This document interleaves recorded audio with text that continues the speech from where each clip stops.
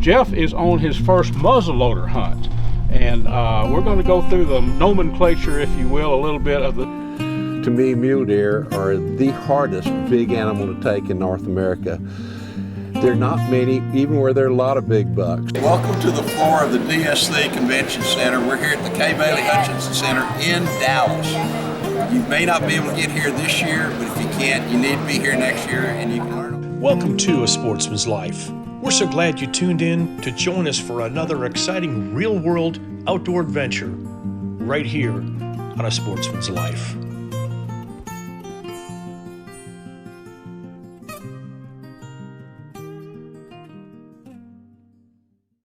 Well, folks, it is late season muzzleloader time down in East Texas. We're at Jeff's Buck and Bass Ranch. There's a lot of deer that haven't been taken, been seeing lots of bucks and does. Jeff is on his first muzzleloader hunt, and we're going to go through the nomenclature, if you will, a little bit of this is a TC. I've had this thing for a while, 50 caliber. There was a period of time that I hunted about 10 years exclusively with muzzleloaders. Jeff's hunted with everything from a spear to a muzzleloader, and we're going to go get a deer with a muzzleloader. Absolutely, I'm excited about it. Okay, for you and most of the people that haven't, we're going to use iron sights on this, and it's got some really good true glow sights. So beautiful. We're going to keep our shots, within 50, 60 yards. This is a breech plug. A muzzleloader, by the name muzzleloader. By the way, this is a removable breech plug. Some do not have that. You can turn this, pull it out. Is that for cleaning purposes? Yes, makes it so easy, and I've already cleaned it, so it's ready. So here it just snaps to right here. That's how you release it. This right here, pull it up and it breaks like an old shotgun. Pull it back and then see this locks clip. it in. Okay, so of course we haven't loaded it. I've just shot it. So this is our ramrod. Okay, now we need to seat the bullet. This is called a jag, J-A-G. Okay. So it screws on the end of the ramrod. Just threaded there, screws on, and it's used for, after every shot or two, you need to put a patch on it, push it down the bore and pull it back. This will hold, it's knurled, and it will hold the patch, So after get any old burnt gunpowder or fouling, anything out of there, right. So it'll take that out of there. So you don't ever want to use an oil, it's a boar butter that we use, but that's cleaning jag, R-A jag. This is called a short starter, and it's used for, once you have your bullet setting on top, you get it started in there, yeah, then push it down, and then you take your ramrod and you push it down. After you're used to it a while, this ramrod, I'll just give you an idea. Of course, it's all the way to the breech plug now.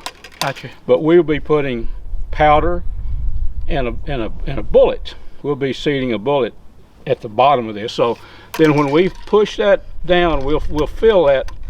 You'll know you're down. And then later, we put a mark. A lot of times I'll put a mark on the ramrod, then I say, wait a minute, it's seated for a particular bullet. So it's pretty simple.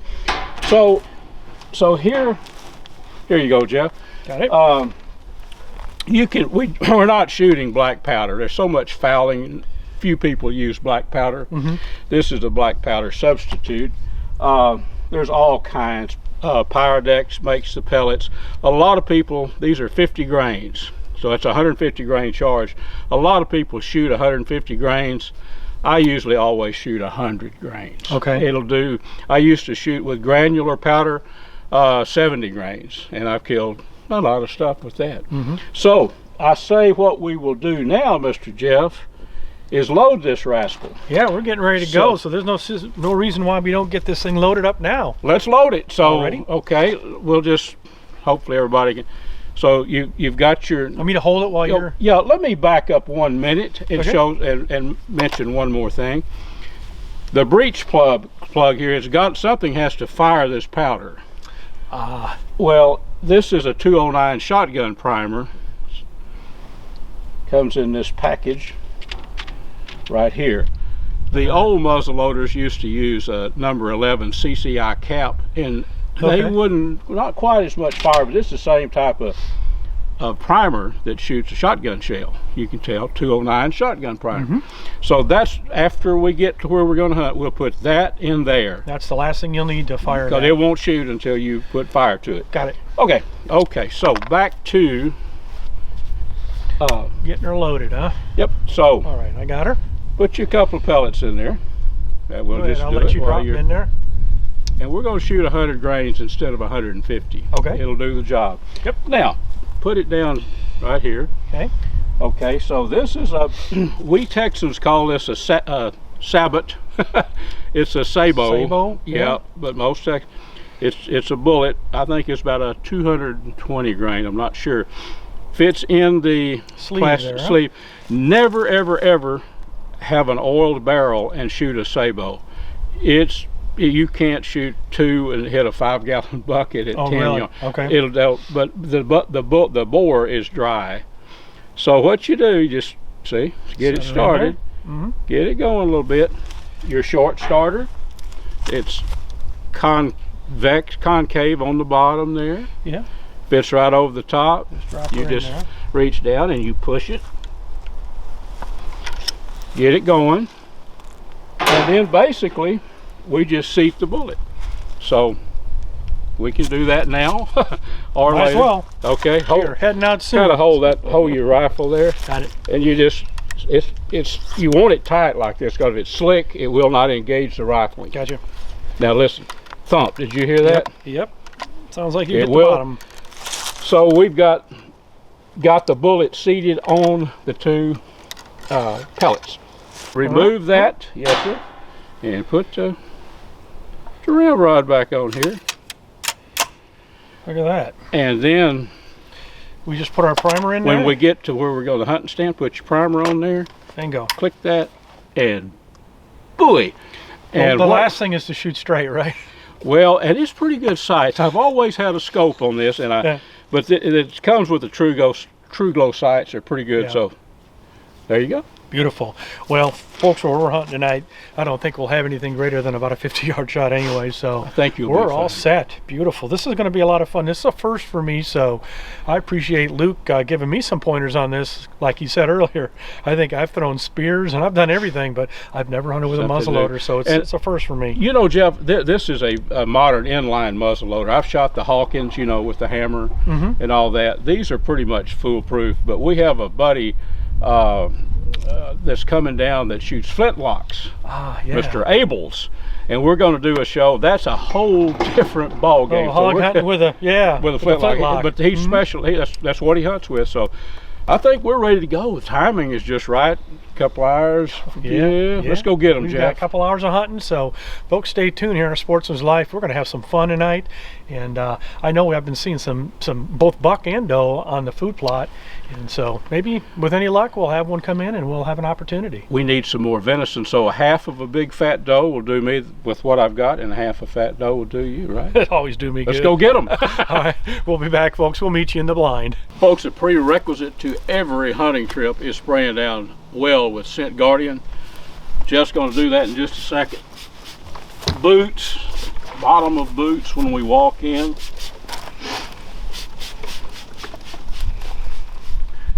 And what we'll do, I'll get Jeff to spray my back because it's kind of hard to do that. You can, but you have to take your coat off to do it. Cap.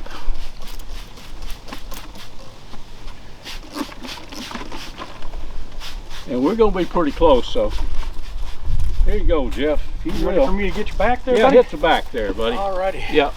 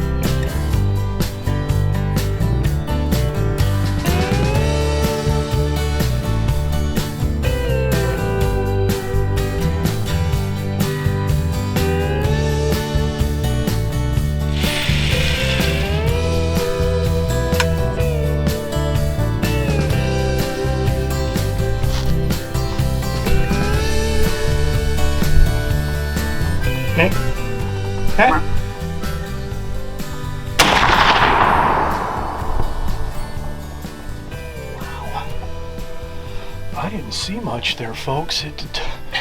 When this thing goes off, boy, the smoke really hits you. It's a cloud of smoke. The shot looked good, Jeff. It did look good. About 45-yard shot, folks, and man, I had it right on her. Right on her. This little one that was in front of us, she wasn't 20 yards. She was less than 20 yards, maybe 15 yards. She was close. She's looking right at us.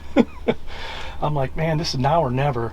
I think she detected us, and so I think they were going to head off in another direction. Feet had gone off. They had their fill, I think. So Yeah.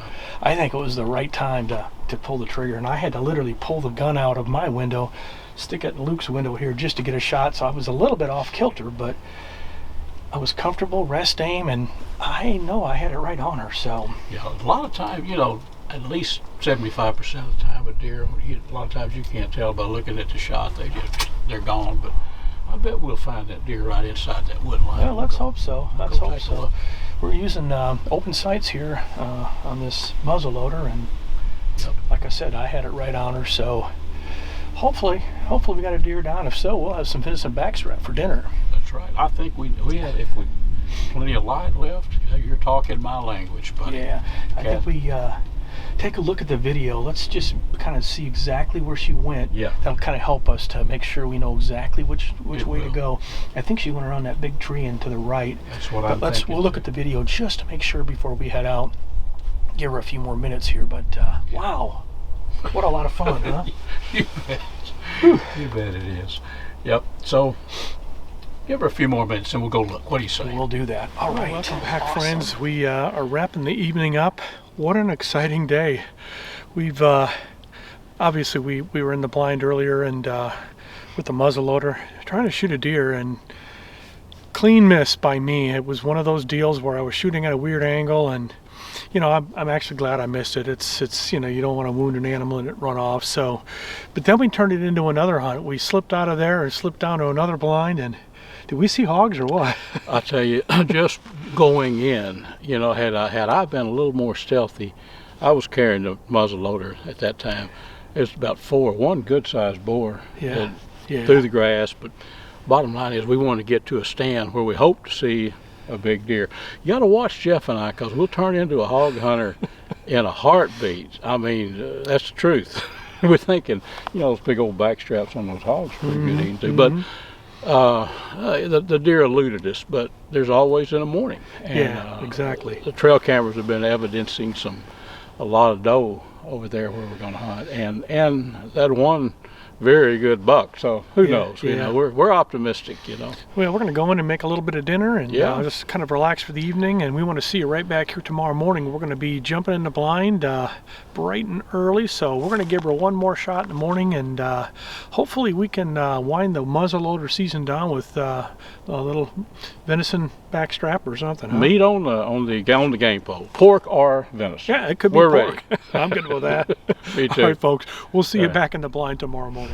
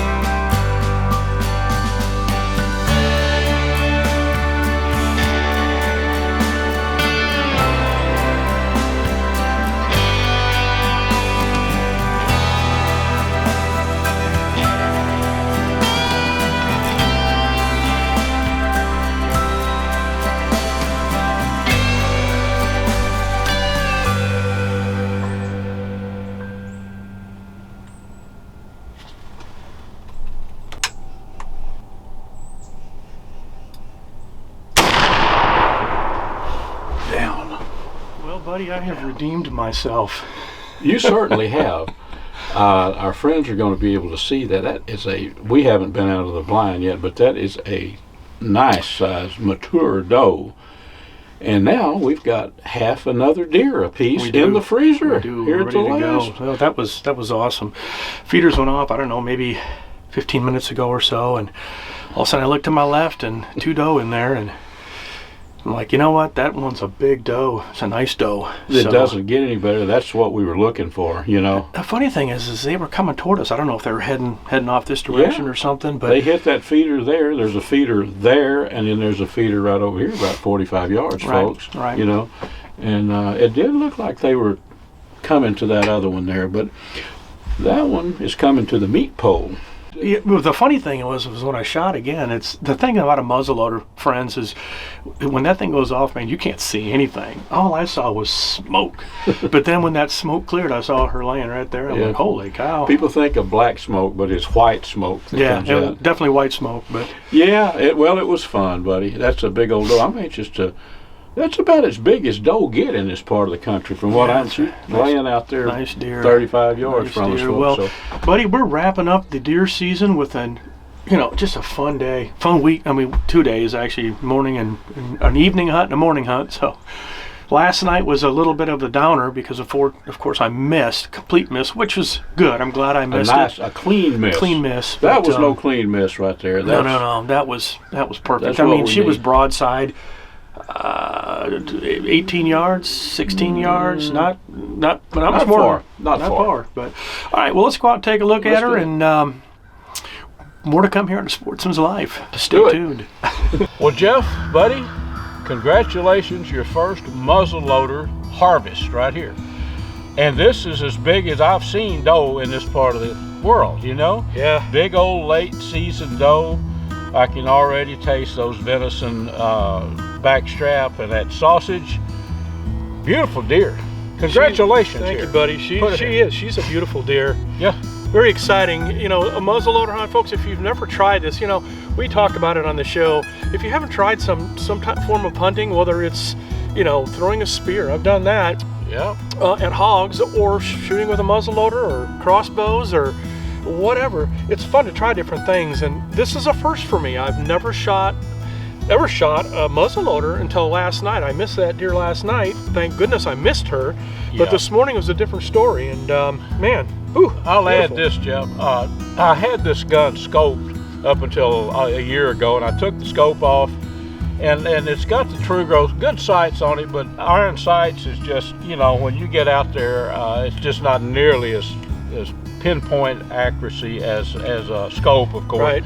I'm going to scope the gun, but you did it the hard way, buddy. Up in Colorado, I'm not sure, you may still not be able to use optics. It used to, I've hunted up there, had to be, open sights. Yeah. I'm not sure the law now, but you got you one, buddy. Kaboom! Yeah. White smoke. I know that'll be shown. That's an experience. But you don't see what. Right. After I was behind you, back with the camera, and when you shot, I didn't know. I said, you gotta get him, and then I looked around, and here, here she is. Dropped. We got a little work to do. So what do you say we get to work? I say we get to work. Yeah, you're right. We've got some beautiful venison right here, and this winds down the deer season in Texas for us, and man, we've had a lot of fun. What a great year we've had, huh? It's just a ton of pleasant memories, not only the hunting, but the camp and all the cooking.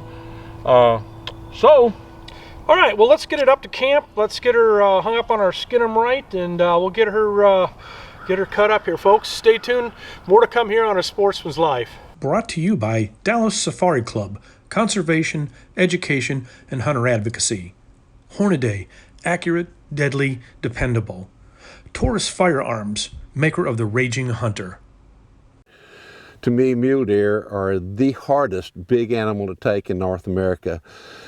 There are not many, even where there are a lot of big bucks, so you really have to do your homework. In this instance, we're hunting down in the southern part of the Texas Panhandle on the Hargrove Ranch, where they do an absolutely fantastic job as far as managing the range, the cattle, and of course the deer herd as well too. And if you're hunting for a place to try to find a really good mule deer, here's an opportunity, particularly since we're going to be doing an auction. The only way you can get on this place for a mule deer like this, maybe even a little bit better, and who knows what else is out here, to be honest with you, but to do that is to, this year in 2022, we will be doing an auction that's going to be available through the DSC Foundation for a mule deer hunt here on the Hargrove Ranch.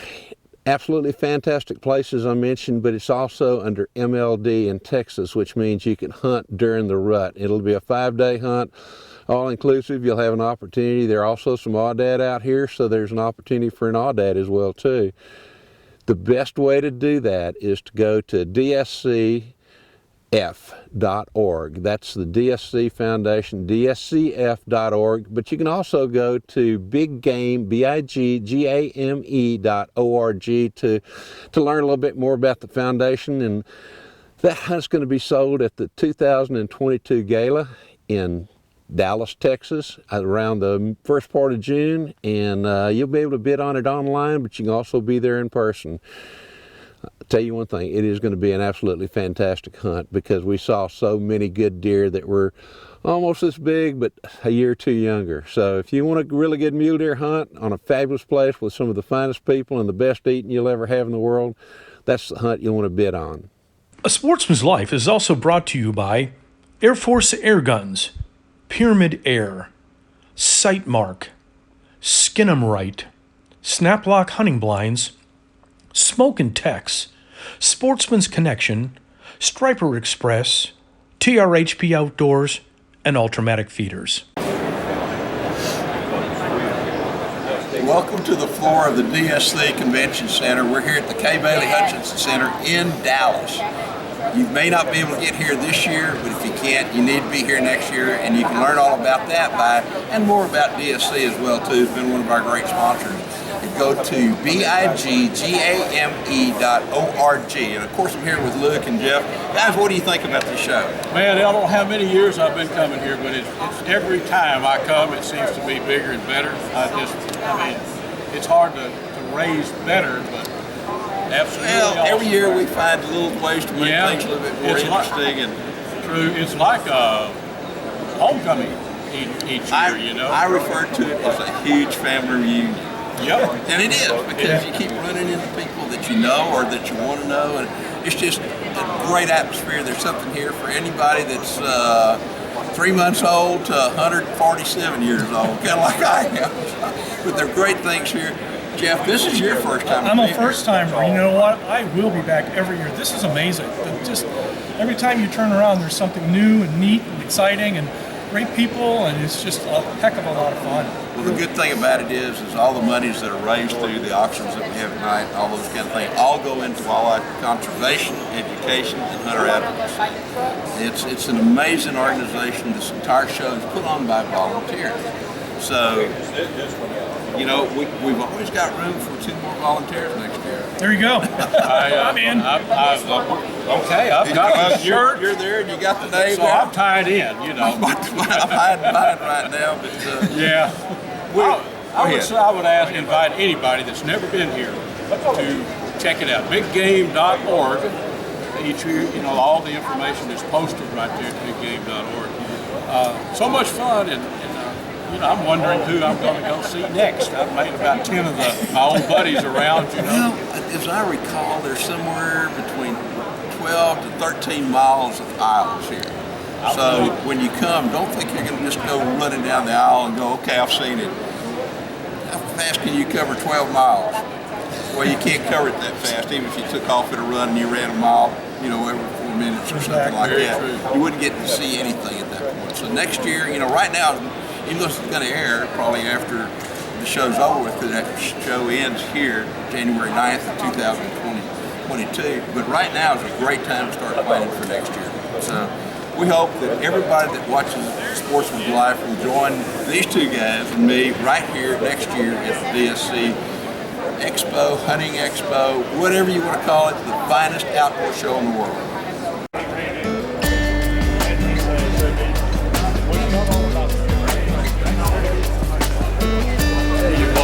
This Dallas Safari Club is something to see. We've been walking for about, Jeff Rice, who's behind the camera, we've been walking about 20 miles. We've seen about a third of this. Left Mr. Wysoon on the stage. Jeff, let's go back and see what Larry's got coming up next. What do you Yeah, it's a regular course. I mean, depending on where you're at, I've been in places in Zimbabwe where I'm getting, a lot of hippo noises. They're grunting and they're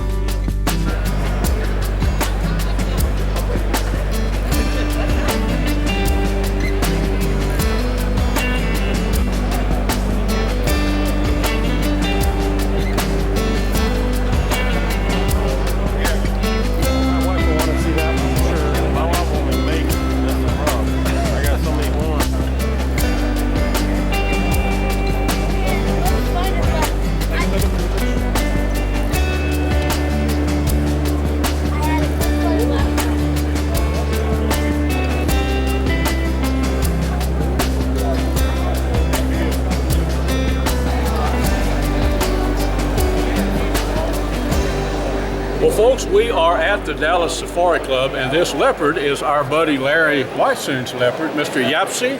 Yes. You was with him, right? Yes. When he took this. Yeah. I remember just not many years ago, right?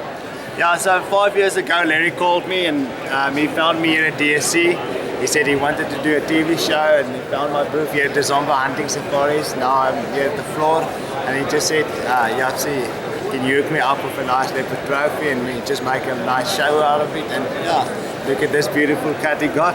I saw the show, and Larry recorded I do radio show, Catfish Radio, and Larry recorded a radio show with me over the phone that you guys have the day after he shot this, and he was still excited about it. It's amazing. Well, could we take a look so folks can always find Yapsy and Associates? Is this the website up here? Yes, basically just zomba.com, hunting out of Namibia and a lot in Zambia. Pretty much all over Africa, now exploring a little bit in Ethiopia and all those other countries up north. So I'm trying to just do my part in conservation. Yep. Well, Yapsy, thanks for being with us and being on our show. Larry Wysoon hasn't seen this yet, but he's going to get a kick out of having his leopards video again. Thank you very much. Thank you. We want to thank you for joining us here on this week's episode. Please join us right back here next week for another exciting adventure on A Sportsman's Life.